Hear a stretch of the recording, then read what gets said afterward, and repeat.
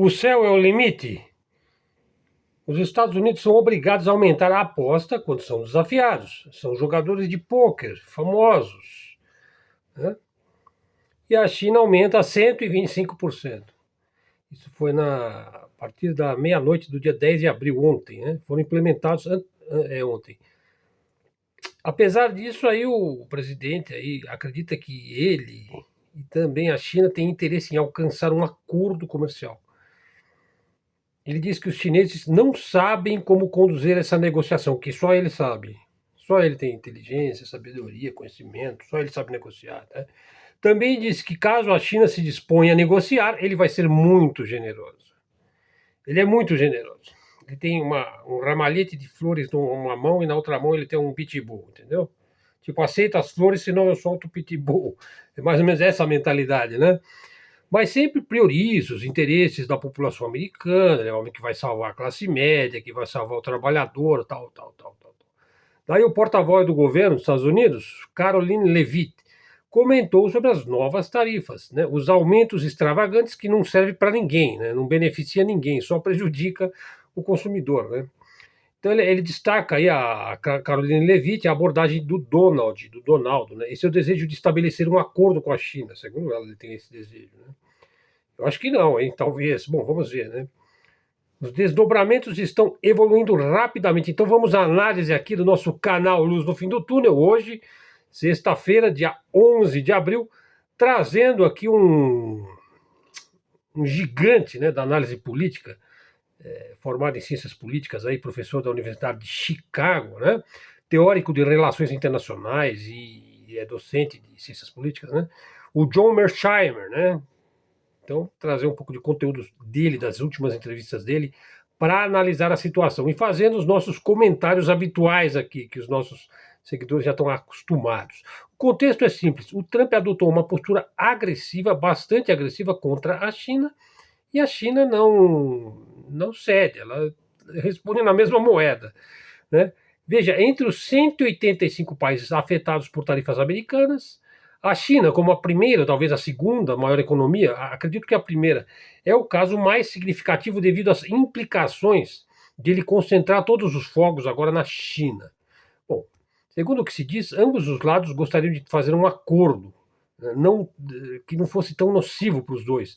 Bom, aí se a China quiser, o Trump sempre está dizendo, olha, se a China quiser, eu estou pronto para negociar, mas parece que o chinês não toca o telefone lá na Casa Branca, né? Mas ele está preparado para agir com muita firmeza. Por exemplo, se o telefone não tocar, né? Bom, então a China retaliou agora 125%, claro que não são todos os produtos, mas alguns chegam a essa cifra assim, astronômica, né? Imagina, você vai comprar lá, sei lá, um celular que custa R$ 1.000, 125%, ele vai custar R$ 2.250. É mais que o dobro.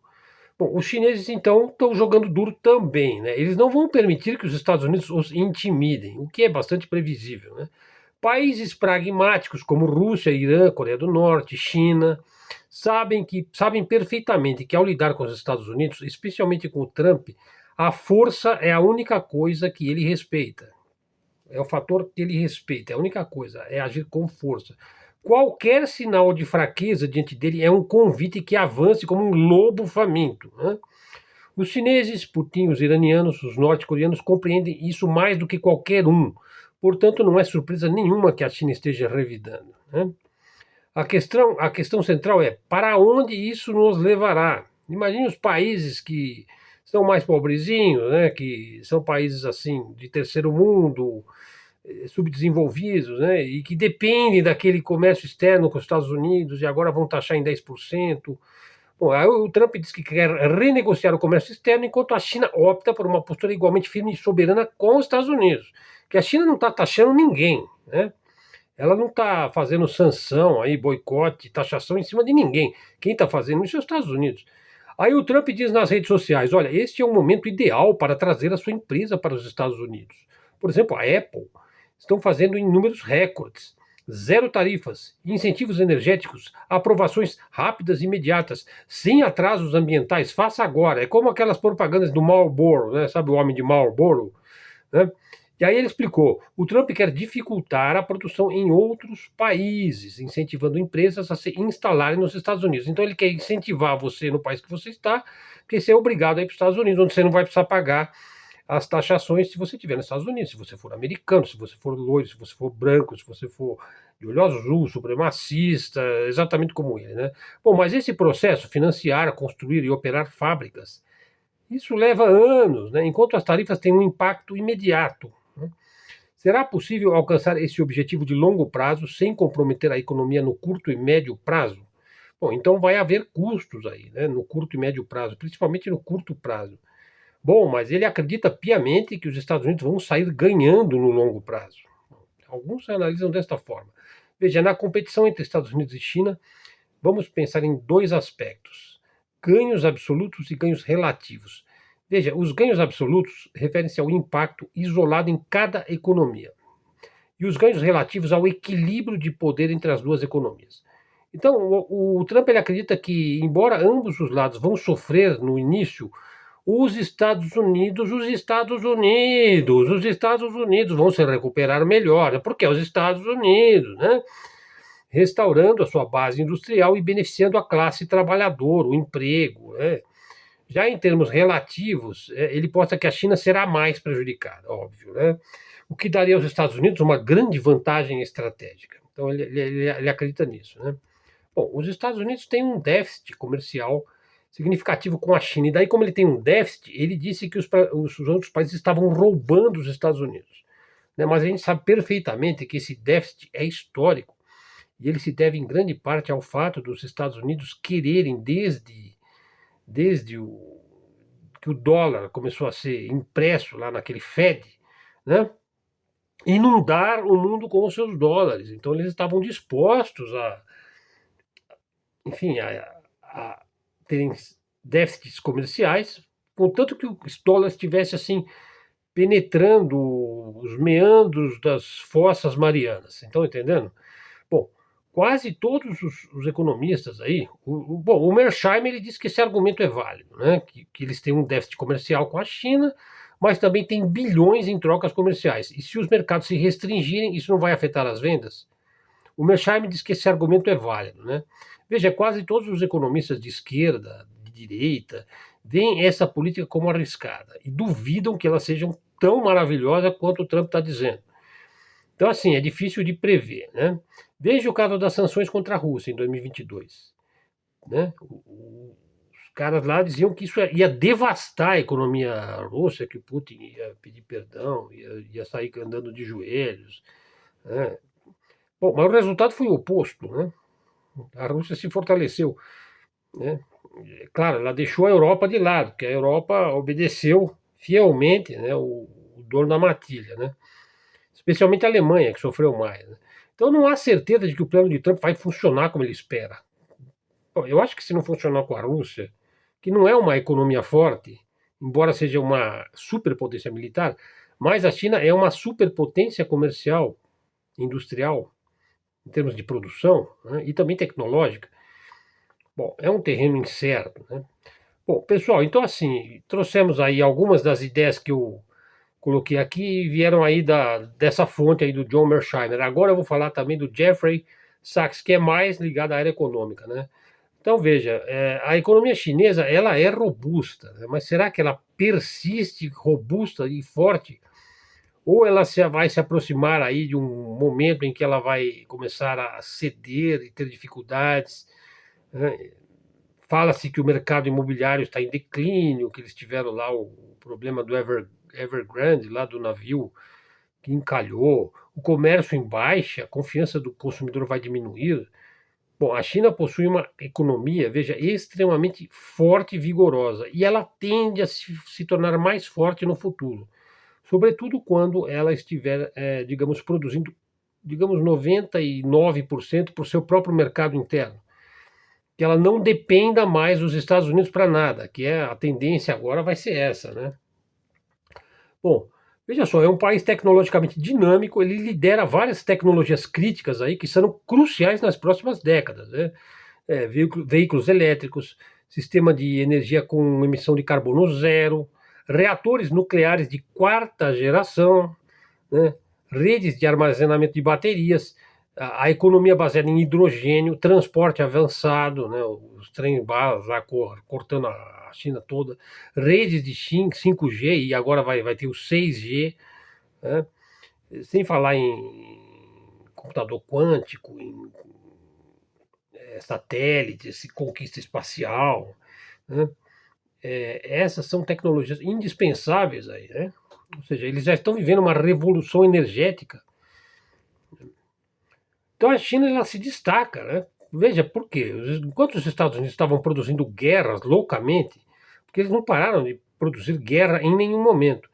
Aliás, foi feita uma pergunta, acho que o Jimmy Carter, ele conversou com o Trump em 2019. Aí ele perguntou para o Trump assim: Trump, há 60 anos, desde 1960, quantas guerras a China entrou? Em quantas guerras ela participou, direto ou indiretamente? O Trump falou: não sei. Deixa que eu mesmo respondo: nenhuma. Nenhuma. Agora, e os Estados Unidos? Eles nunca ficaram um dia sem participar de uma guerra, seja diretamente, seja indiretamente, através de golpes de Estado e sabotagem, né? Mas diretamente. Eu ainda vou fazer um vídeo sobre as guerras que os Estados Unidos perpetrou no mundo, né? Desde o final da Segunda Guerra Mundial até hoje. É um país que não consegue viver sem guerras e sem inimigos. E sendo que a China, nos últimos 60 anos, ela não fez nenhuma única guerra. E os Estados Unidos gastou aí, começou lá em 1960, ele gastava o quê? 300 bilhões de dólares por ano com guerra. E a China começou a crescer na década de 80 e ela gastava tudo que ela podia em tecnologia, em investir no seu povo, em adquirir através de engenharia reversa.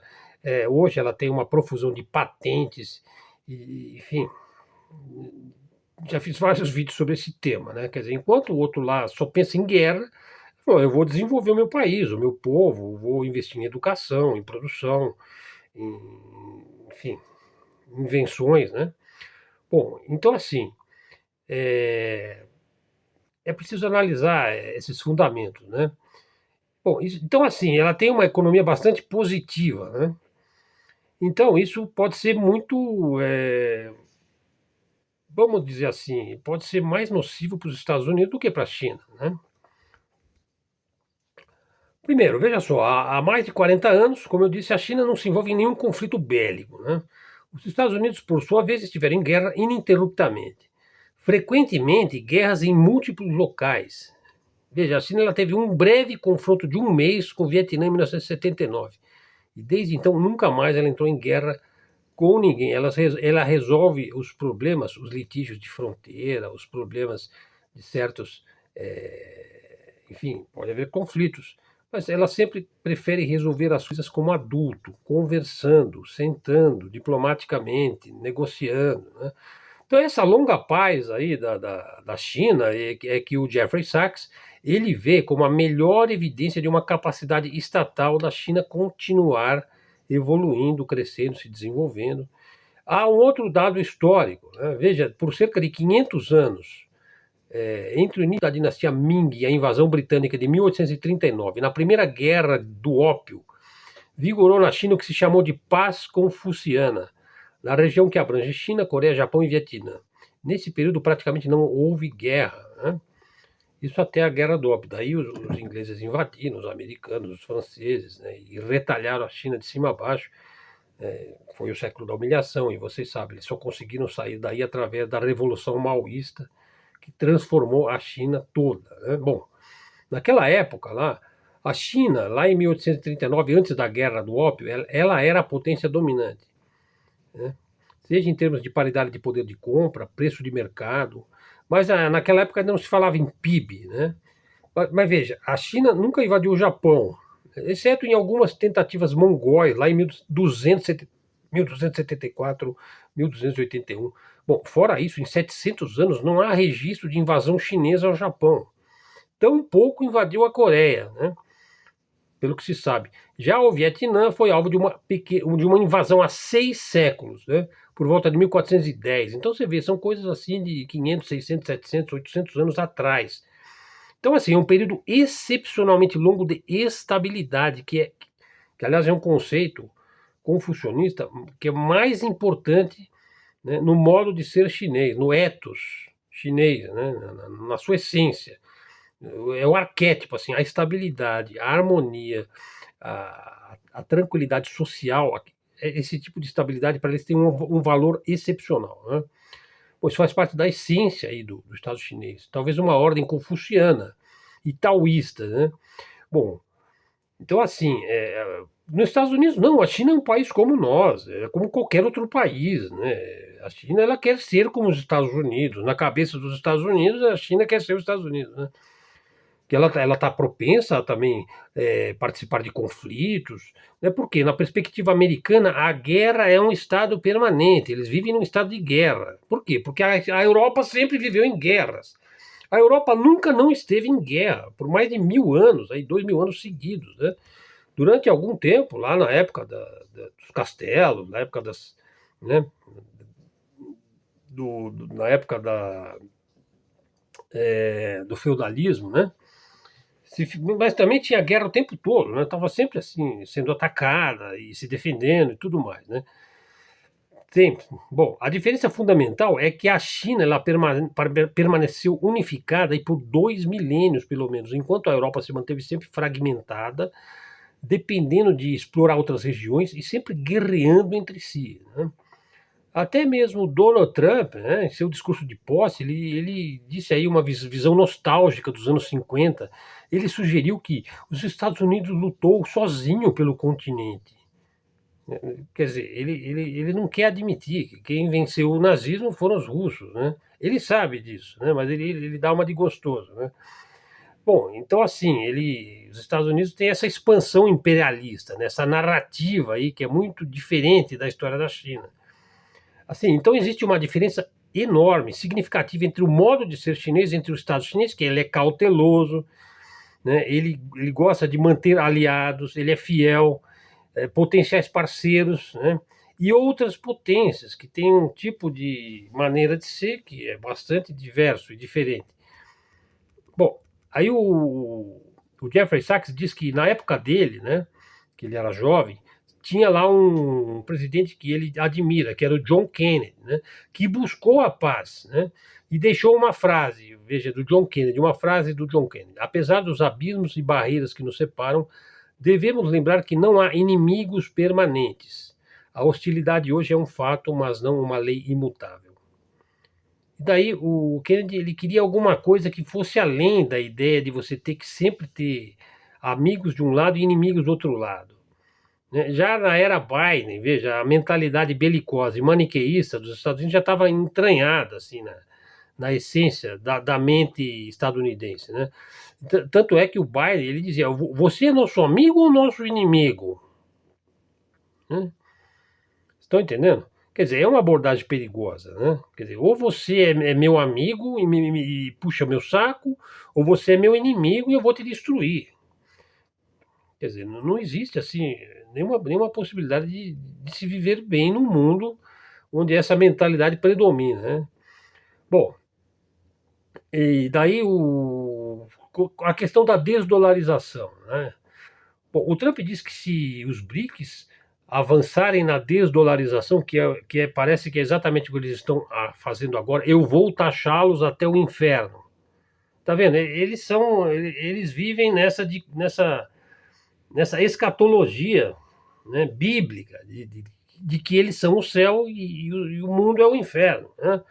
O que vai ocorrer no sistema financeiro global agora, e qual é o papel de Hong Kong, veja que vive entre o mundo financeiro internacional globalista e a China, né?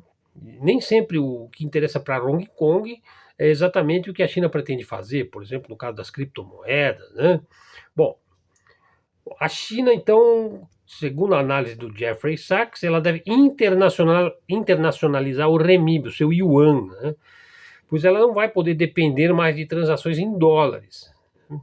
E também os Estados Unidos vai fazer tudo para intervir e prejudicar a economia chinesa. Então veja, eles confiscaram a Rússia lá, 300 bilhões de dólares em reservas foram confiscadas. Veja então a mentalidade de Washington, de Londres, de Bruxelas, de tomar o que desejam. Então você não pode confiar no sistema bancário assim, no Banco Mundial, no FMI. né? Então os BRICS eles fizeram a coisa certa. Falaram, não, é assim, então nós vamos fazer um sistema nosso, né? Vocês são democráticos, então convivam com a nossa concorrência, que é exatamente o que eles não conseguem nem sequer conceber que tenha um concorrente no mundo. Se eu fosse um país dos BRICS, eu diria que os Estados Unidos podem agir como eles quiserem, né? Veja, mas há alternativas para transações internacionais fora do dólar, né, e fora do sistema SWIFT. Então, assim, em 10 anos nós vamos ter um sistema financeiro global muito diferente, com o renminbi, o yuan e outras moedas desempenhando papéis tão relevantes quanto o dólar, né? Bom, eu particularmente eu não sou um fiel das criptomoedas. Eu já tive Bitcoin, mas eu não vejo um valor de lastro, um valor calcado em produção. Eu acho até mesmo que as criptomoedas têm um aspecto negativo, né? Principalmente quando os bancos centrais lançarem suas moedas digitais, né? E o Bitcoin vai ficar meio como o primo, né? O espertinho, né? O rebelde da turma, né? Bom, então a criptomoeda é mais ou menos assim, é uma licença para falsificar dinheiro, né? Eu acho que foi pensado assim, quando o dólar começou a diminuir a sua influência no mundo, ele é ainda extremamente influente, né? Mas assim, eu acho que o Bitcoin foi usado aí para lastrear essa perda do dólar, né? Bom, então é complicado, né? Bom, então a criptomoeda, o Bitcoin seria uma solução fictícia, né?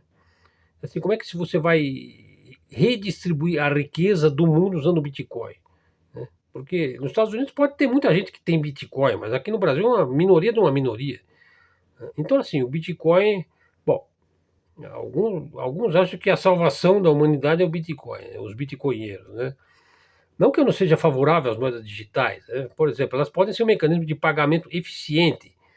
Por exemplo, que todo o nosso dinheiro fosse em Bitcoin e nós pudéssemos negociar livremente, fazer pagamento com Pix, como a gente está fazendo, né? Bom, então a China agora lançou o Yuan digital, né? Então ela vai entrar pesado nessa área também, né?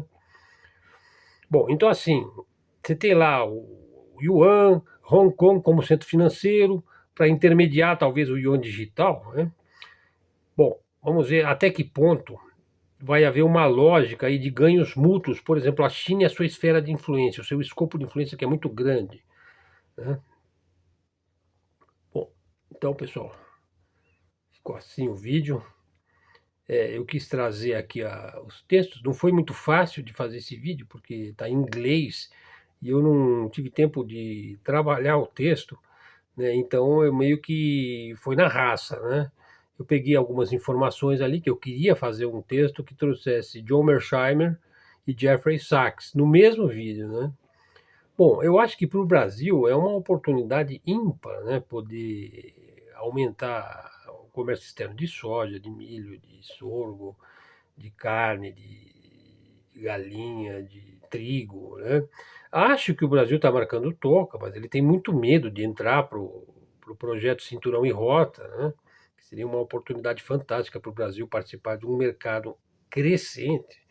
Os países do BRICS já estão aí, alguns já estão na Rota da Seda, né? Que é o maior projeto de logística, que envolve portos, aeroportos, hidrelétricas, ferrovias, rodovias, sistemas de transporte absolutamente fantásticos, né?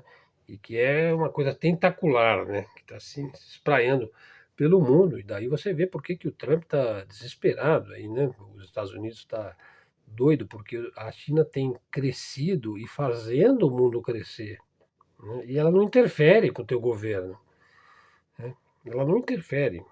Então, algumas pessoas acham que o comércio chinês, pelo fato dele ser muito forte, né, deles fazerem coisas muito úteis e em grande quantidade e muito barata, que isso é um perigo. Bom, eu acho que não. Aliás, eu acho que tudo deveria ser de graça, né? Eu já estou numa mentalidade assim, pós-socialismo, né?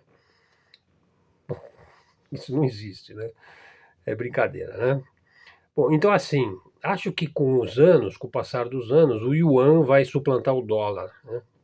Vai acabar predominando nesse processo aí, porque eu vejo os Estados Unidos, enfim, ele está na defensiva e como ele não consegue se defender direito, ele ataca, assim, de tudo quanto é jeito, né? Bom, essa semana vai ser decisiva aí, porque o chinês, ele até agora ele respondeu à altura todos os ataques, né, especulativos aí das taxações trumpistas.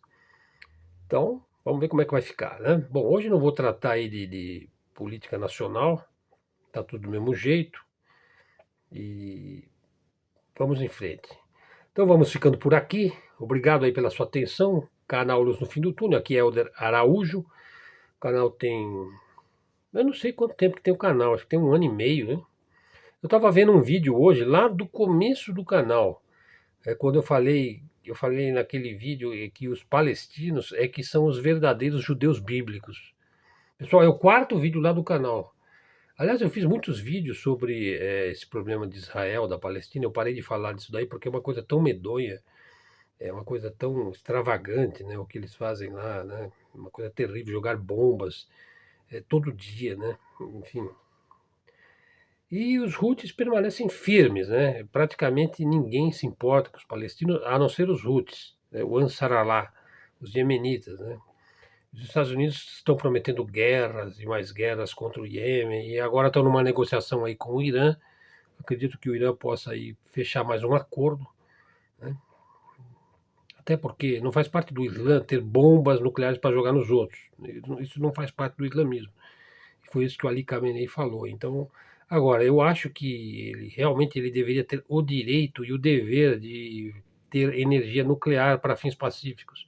Por exemplo, para gerar energia elétrica, para alimentar data centers, para mover submarinos, navios, né, como forma de propulsão. Enfim, tem uma infinidade de utilizações, né, para energia nuclear. Pessoal, então vamos em frente. Canal de livre iniciativa, canal de livre expressão, canal nosso aqui da mídia alternativa, o canal de... enfim, o canal Luz no Fim do Túnel continua, né? Graças a vocês aí. Então, se você chegou até aqui, já dá um like aí no vídeo, faz um comentário, verifique se você está seguindo o canal. Se não tiver, já segue, né? E traz um seguidor para o nosso canal, né? Traz um amigo, indica para alguém. Aqui é um canal diferenciado, né? Que a gente faz as nossas análises em cima dos melhores analistas, que a gente traz os seus conteúdos, compara, enfim, eu trabalho a maioria dos textos. Hoje foi mais difícil porque eu não estava com texto. Estou com o texto em inglês aqui, tentando traduzir na raça, né? Ok? É isso daí, pessoal. Então até a próxima e fiquem com Deus.